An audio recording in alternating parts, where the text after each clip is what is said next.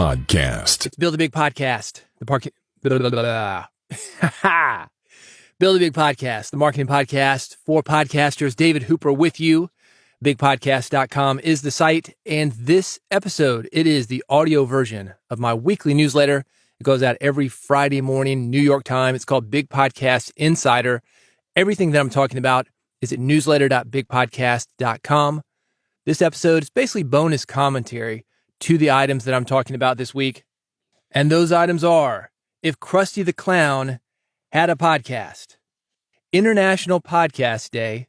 That happens September 30th. Going to talk about that. Some things that you can do to make every day International Podcast Day. A secret to audience growth. That's why you're here. That's my whole company. What I do day in and day out. Help you grow your audience. Get more people excited about your podcast. Make more money with your podcast. Meetings versus podcast interviews. And also tools that solve your podcasting problems. I run this like an old school audiobook, the kind you had when you were a kid. When you hear this sound, newsletter.bigpodcast.com. it's time to turn the page. That's Dave Jackson from a podcast he does called Ask the Podcast Coach. He said, yeah, I know he's got a website because he talks about it all the time. Yeah, you know what it is, newsletter.bigpodcast.com. That's where the newsletter is. That's where all the links to everything that I'm talking about are. So when you hear Dave Jackson, newsletter.bigpodcast.com. you know I'm on to the next item. This episode brought to you by Riverside.fm. It's the leading platform to record studio quality remote podcast and video. I used to go into a studio, little bitty production room, probably, 8 by 8, 10 by 10, something like that. Maybe 100 square feet at most. It's got a whole lot of equipment. It's got my engineer, Stephanie, producer, Gary. It's got a guest, maybe two guests, and it's got me. When COVID came around, wasn't very safe to get in that room. And it's still not safe to get in that room. 4 or 5 people in a small room like that, you don't know where they've been. One of the things that we started doing to keep the production going is remote interviews. And Riverside.fm allows you to do that. A lot of people are doing remote interviews now. That's the great thing about it. A lot of our guests are more familiar with remote broadcasting now. But even if they're not, Riverside.fm makes it easy. It's as simple as clicking on a web link. Click a link, go in your Chrome browser, boom. You're in the Riverside.fm studio recording a studio quality podcast. If you do audio only, your listeners will never know. Theater of the mind. They're going to think you're in the same room. It sounds that good. You can try it out for free. They give you enough time to do an interview or two. It's Riverside.fm. Go there now. Try it out for free. If you like it, I've got a discount code for you. 15% off now and forever. So don't think there's any obligation to stay for years and years and years. But if you want to, you're going to keep getting that discount. You get 15% off the discount code Big Podcast. So go to riverside.fm. You decide to sign up. Here's the code again. Big Podcast. BIGPODCAST. You ever seen The Simpsons? It's been around, 20, 30 years now. One of the longest running shows on television ever. And if you have seen it, even if you haven't, you've probably seen the old clown Krusty, who thinks everybody is ripping off his act. That guy stole my bit. That happens almost on every single episode. This guy's been around for a while. He was doing things that were innovative at one time, now 50 years later, however old he is, a lot of people have copied what he's been doing. And I see that happening a lot in podcasting. Guys that have been around for a while, guys like me. I started podcasting in 2005. We happened to get in early for whatever reason. I was doing radio. I saw Dave Jackson, speaking of Dave Jackson, and he was doing a podcast. He just started one a couple of months before I started this new show. I thought, we could probably put this radio show out as a podcast. So I did. Anyway, the point is, it was stroke of luck for most of us. I just happened to know Dave before he was doing podcasting, saw him doing it, thought, hey, I can do this. And you see that same thing happening with more and more people. And before you know it, we're all podcasting. A lot of the guys that have been around a long time, they're kind of like Krusty the Clown. They're still doing the same thing they were doing back in 2005. And back then, it was a novelty. We didn't have this great recording equipment. A lot of us, if we did have access to it, we didn't know how to use it. When I'm on broadcast radio, like I said, when I talked about Riverside.fm, I've got an engineer, I've got a producer. All I've got to do is prep the show, walk in the studio, speak. Everything else is handled for me. Podcasting has made it so a lot of radio guys, we have learned the tech, but there's still a lot of the old school guys, the guys who were around back in 2005, almost 20 years later, they're still doing the same thing. Recording into digital recorders, doing what I call Ramblecast. It's all about them, not about the audience. And a lot of those guys are mad that they are not getting the attention that newer podcasters are. It's the Krusty the Clown thing. That guy stole my bit. I was podcasting first. And that's ridiculous because what's happened is these guys simply have not kept up with where podcasting is. But I can see the frustration. When you've been in something a long time, it's easy to look at new people who have seemingly quick success or more success than you're having and think, oh man, I've been doing this so long. Why are these guys having more success than I am? I see this in the music business a lot. I know a backup singer, good friend of mine, about 70 years old. She's worked with everybody from Elvis Presley to Bob Dylan. Great singer, legendary. She's in a vocal group with her sisters, a quartet. And these guys can go out, gather around a single microphone, and it sounds like the record. They are so good. They've been doing it since they were little kids. They grew up together. They've got that family harmony. They sound amazing. And I asked her, I said, are you a better singer than the people you're backing up? Because she's working with big time country acts now. These young girls that have come up through American Idol, through that system, network television, reality television, these influencer types. And she said, yeah, most of the time. But then she said, my job isn't to be better in those cases, is to help make the main act sound good, to help make the main act look good. And I think that's a good way to look at it. Certainly better than Krusty the Clown. It's easy for us to get into this thing, that guy stole my bit, and be mad that somebody else is having more success than we are. This can show up in a lot of different ways. A lot of times what I will see is a host is maybe a little bit jealous of the guest. The guest is having some great success, and the host wants to bring herself into the interview. Make the guest look good. That's your job. Sometimes it can be cool to bring yourself into it, but your job is always to make the guests look good, in this case, sound good. So do it in service of that. I think that's a better way to look at things than Krusty the Clown. So my advice to you, if you feel like you're in this situation, and we all do at times, is to keep going. In this issue, I've got ways for you to strengthen your relationships with listeners, make the most of social media promotions, and create interview format episodes that matter. You ready, Dave Jackson? Newsletter.bigpodcast.com. International Podcast Day just happened. It's September 30th of every year. But even though you missed it for this year, let's talk about how we can participate as if it is International Podcast Day every day. This is one of the things that these guys were doing, and I thought this was really smart. It's a long hashtag International Podcast Day, to engage others worldwide, get them talking about the event. That's super easy for us to do. Engage people with a hashtag, engage in hashtags that are already going. And you can do that to promote your podcast, get clear with what you're talking about on your podcast by talking with people who are in the trenches on a certain topic. Hashtags are great for keeping an ear to the street and knowing what people want to talk about. Grab your mic and camera, ask someone about their favorite podcast, share the response on social media. I thought this was really interesting. Why do people like podcasting? This is good for you as a host, even if you don't share the response on social media.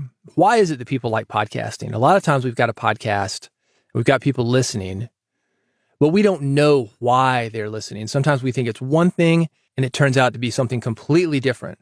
An example of that is a nonfiction how-to podcast. Let's say it's Car Talk. Remember Car Talk, Click and Clack? They talk about cars. Here's why your car's not running. Here's why your car is running. Here's how to keep it running. But a lot of people listen to Click and Clack. They didn't care about cars. They just wanted to hear these guys cut up, joke around with callers, joke around with each other. They liked the people who are hosting the podcast. This is another reason for you to get in the trenches and talk to people who are listening to your podcast. Because a lot of times what's making us successful is something we don't even think anything about because we're so used to it. We take it for granted. So knowing that, you can bring out a little bit more of that and have even more success with your podcast. One of the things the organizers of International Podcast Day suggested was change your social media image to an International Podcast Day logo. I like the idea of that for a podcaster. I think if you're doing something like a challenge, a 30-day challenge, that's one of the things that I recommend for podcasters to do. Do something where you and your audience can go through something together. If you want to be part of that, here's a social media icon, here's a hashtag. Here's something you can do to feel part of this group as we move forward together. That's a great one. Explain to someone what a podcast is. I talk about this in my book, Big Podcast. If you do this, don't get into what an RSS feed is. Just tell people it's like on-demand radio that you can listen to via your phone. They don't need to know how it works technically. They just need to know that it works. You can share your favorite podcast with someone, coworker, friend, teammate. This is something you could organize for your podcast. If you want to double your audience, this is a pretty easy way to do it. Just have your listeners go tell other people like them, because we hang out with people who are just like us. Hey, I like this podcast. You might like this podcast. Share your favorite podcast. How about sharing your podcast? Encourage your listeners to do that, and then make it easy for them to do that. Send thanks to your favorite podcasters. That's something that's nice to do. And that's something you can do as a podcast host. Engage with your listeners. If you've got people who are tweeting you, responding to your stuff on Instagram, let them know that you appreciate that. I do this with every single person who interacts with me on Twitter, Instagram, any other social media network, but those are the big two. If you're going to retweet my stuff, if you're going to engage with me, I'm going to engage with you back. If you want to try it, at David Hooper on Twitter. Provide a rating and review for Apple Podcasts or other platforms. I think that's something nice that we can do for other podcasters. Does it matter for your podcast? Maybe. I mean, if somebody's looking to support your show, you can let people know, hey, rating and review is nice. I think it helps somewhat as far as social proof. What it's not going to do, though, is it's not going to save your podcast if your podcast is not well done.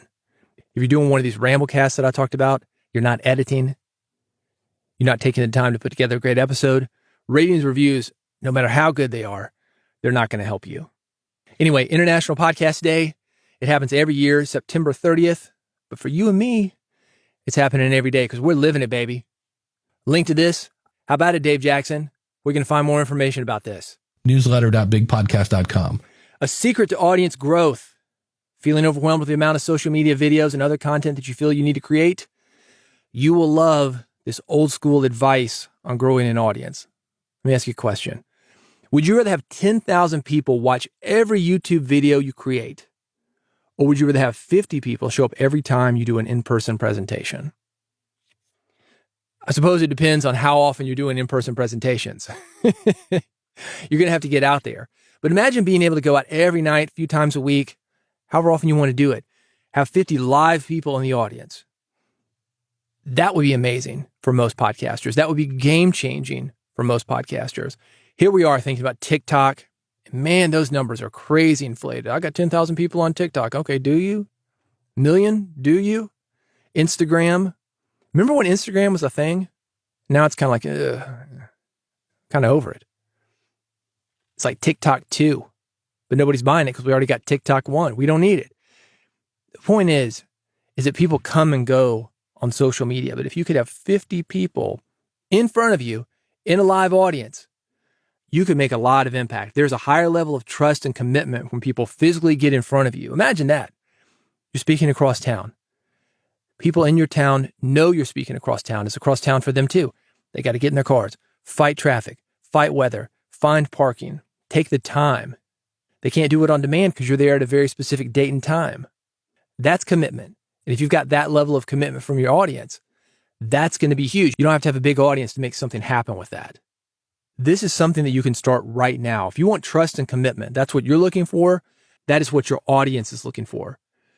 I talked about doing this via social media a minute ago, getting in the trenches with the people who are listening to your podcast.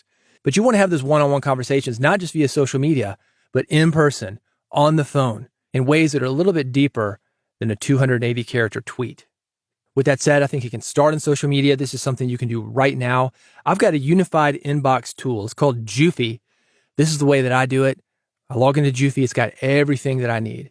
Google My Business, Twitter, Instagram, LinkedIn. It's all there in one single inbox. I go through them one by one. Thanks for spreading the word. Hey, that's a good idea. Hey, let me know more about that. I interact with every single person who interacts with me on social media. It doesn't take a lot of time, not nearly as much time as you would think when you've got a unified inbox. You can check this out. Where, Dave Jackson? Newsletter.bigpodcast.com. Meetings versus podcast interviews. We're all familiar with bad remote meetings. This is a COVID thing. COVID hit, bam! All those crazy meetings we used to have to sit through in person, we're doing them online. They're coming into our house. And that's made it easy for people to just show up. They're not prepared. Only a few people there get a real chance to speak. It can be chaotic. If you were somebody like me and you went from in-person interviews to online interviews, have you noticed this? I don't think people take them as seriously. This takes it back to the last thing that I mentioned about the 50 people who are in person with you. If somebody knows they've got to be somewhere at a specific date and time, if they know they have to get in the car, drive, fight traffic, fight weather, find a place to park, That's a bit more of a commitment. And because of that, people come prepared. They put a little bit more work into what they're doing. I almost never had people cancel on in-person interviews with me. When we started doing remote interviews, and maybe this was COVID, maybe this was just like, whatever, we're working from home, whee! Maybe it wasn't just that they thought it was another Zoom call, but people would reach out to us. But, hey, just, I'm feeling a little under the weather today. I can't do it. I've had people reach out to me, no doubt, 10 minutes beforehand. Cancel. Now, sometimes that's intimidation. That's one of the reasons you want to make it easy. Use something like Riverside.fm. Make it super easy. Walk them through the process where they're not intimidated, not worried about making idiots of themselves. It's very easy to walk into a studio, even though maybe that's intimidating for somebody. But when the only thing you've got to do is sit there, have somebody put a mic in front of you, they're making you sound good. You got to be your own engineer. This is something we worry about as podcast hosts, but your guest is also worrying about it. Again, another reason to get something like Riverside.fm, because if it's easier for them to set up, if it's easier for them to feel good, they're more likely to show up for that. But the downside, it's easy just not to do anything. Anyway, this is one of the reasons that you want to be very specific about what you expect from people when you're interviewing them remotely, and also letting them know exactly what the process is. These are 5 steps to improve your next remote interview. The first thing you can do as a host, you need to prepare and you need to follow an agenda. Because this cuts both ways. This isn't just the guests that are flaking out on people. This is also hosts working from home, like, oh, well, I got this interview coming up. You're not preparing as much as you used to either. So preparing and following an agenda, not just wasting a guest time by getting on, well, I don't know. What do you want to talk about? Tell me about yourself. What is your expertise? What can we talk about? You got any ideas for this episode? You're the host, man. You are the host. You are in control. The guest does what you want. 2, come prepared. Show up, man.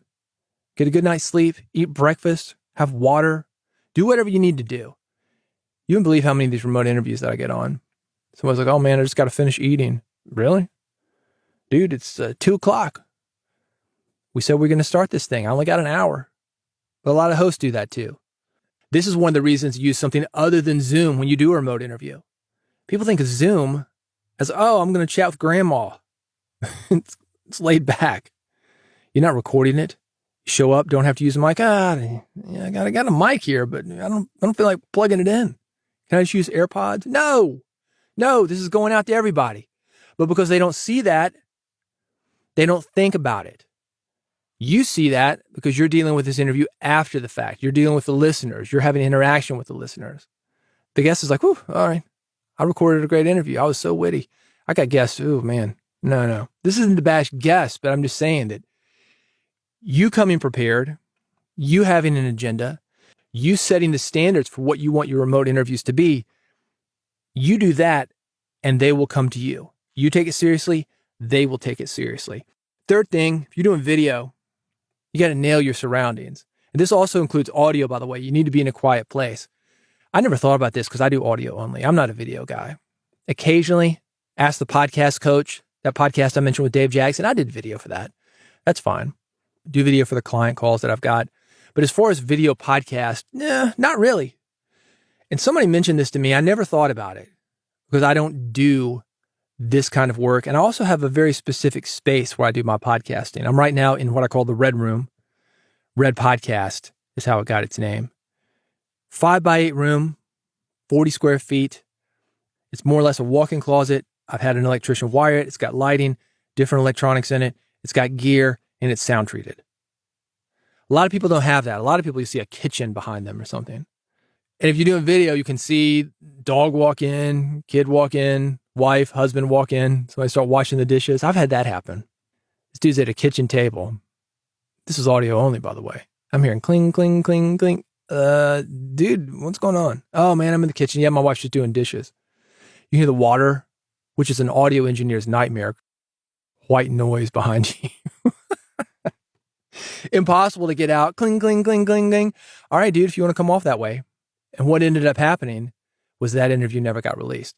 But anyway, you got to nail your surroundings, be in a quiet place. If you're doing video, show up looking good. Ensure you're having a two-way conversation. Mentioned a minute ago about how people don't get to speak. I'm amazed at people that talk over each other. This is something I talked about on the last episode. Those were turnoffs that listeners have. And I'll be back with more of those, by the way. The next episode is going to be more turnoffs. Reason why listeners do not stick with your podcast. But not having a two-way conversation. People talking over each other, thinking they have to respond to every single thing. Yes, yes, hee, yes, yes, hee. You don't have to respond to every single thing. Silence is fine. I talked about that on the last episode. If you want to go back, go to bigpodcast.com/subscribe. That's the easiest way to do it. I was talking over guests because I wanted to control the conversation. I was nervous about my own ability to do that. And I was also scared of dead air. And that's something that guests and hosts run into a lot. We think 3 seconds. Oh my gosh, 3 seconds. It seems like a minute to us. It's not a minute. It's 3 seconds. You got to get used to that. It's a different timeline when you're recording podcast. And your podcast is like jazz. That silence can make what you do say, what you do play, in the case of jazz, stand out. But do ensure you're having a two-way conversation.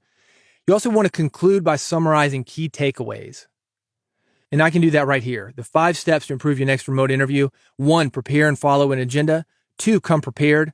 3, nail your surroundings. That's being a quiet place. Also, look good if you need to look good. 4, ensure you're having a two-way conversation. And 5, conclude by summarizing the key takeaways. I also did that at the very beginning of this episode, if you remember. I said, here's what I'm going to talk about. Item 1, item 2, item 3. Got more information about this? Where, Dave Jackson? Newsletter.bigpodcast.com. Tools that solve your podcasting problems. I'm not exaggerating when this is a site that is worth bookmarking. Remember when bookmarks were a thing? Back in 95, World Wide Web was starting to take off. We're like, woo, got to bookmark that site. Might need to go back to it. You end up with thousands and thousands of bookmarks that you never, ever, ever have gone back to. Some sites, though, they break the mold, and this is one of those. It's a single place where you can handle dozens of things you'll find helpful for producing and publishing your podcast, and also your related marketing tasks. You can remove the background from an image with this tool, edit a PDF, compress images so they load faster, profile photo maker. You want to look good on Twitter, Instagram. You want your guest to look good in all the images that you've got of the guest. This is going to do it for you. Convert images from that compressed iPhone image format to JPEG. Blur backgrounds. You got that kitchen behind you? Blur it, man. Got a way to do it at this site. Generate QR codes. Instagram video downloaders. You see something on Instagram, think, yeah. I'd like to take that, repost it, remix it. This thing will download it for you. Online meme generators. And here's a great one. Extract audio from video. You've got something on YouTube you want to download, replay it on your podcast. This will do it. Extract audio from video. And it is free. I've got it linked. Where, Dave Jackson? Newsletter.bigpodcast.com. Hey, thanks for hanging out with me. The next episode, I'm going to talk more about podcast turnoffs, why people are not listening to your podcast at all, or if they are listening, not sticking around. The previous episode to this one has some of those things. You can subscribe to this podcast to get that previous episode and also get the next one and all future episodes. The way to do that, bigpodcast.com/subscribe. I make it easy, easy, easy on you. Got an iPhone? I got an iPhone button. Android button. You're one of these old podcasters? That guy stole my bit.